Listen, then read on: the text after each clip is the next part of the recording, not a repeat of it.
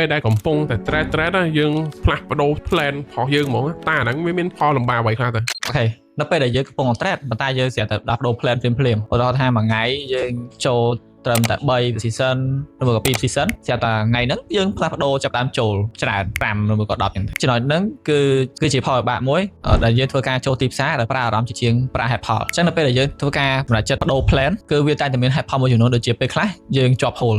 យើងនឹងធ្វើការបដូរ plan ហ្នឹងដោយសារតែអីការ set up ឬក៏ការចូល position របស់យើងគឺអត់មាន risk management ហើយមួយទៀតនៅពេលដែលយើងកំពុងជាប់ hole ហើយយើងមានក្តីសង្ឃឹមមួយទៀតថាអូខេវាអាចនឹងទៅដល់ entry របស់យើងវិញមកក៏វាអាចនឹងឡើងទៅរក profit អីជាដើមចាហ្នឹងហើយគឺជាការផ្លាស់ប្ដូរ plan មួយដែលធ្វើឲ្យអាចនឹង collapse balance របស់យើងដូចគ្នាចឹងសម្រាប់គ្នាយើងដែលចង់ស្វែងរក broker ដែលមាន rebate ខ្ពស់គ្រាន់តែ comment ពាក្យថា KBTC ពួកយើងនឹងផ្ញើ link ជូនហើយអ្វីដែលពិសេសនោះគឺពួកយើងនឹង free វគ្គសិក្សាទាក់ទងនឹងការ trade ដែលមានតម្លៃរហូតដល់$120ជូនទៅដល់បងប្អូនទាំងអស់គ្នាហើយពួកយើងមាន group ដើម្បី support ពេលដែលបងប្អូនមានបញ្ហាថែមទៀតផងសិនជាមានបញ្ហាអីអាចតាក់ទងមក Telegram របស់ admin របស់យើងបានហើយពួកយើងដាក់នៅក្នុង comment ខាងក្រោម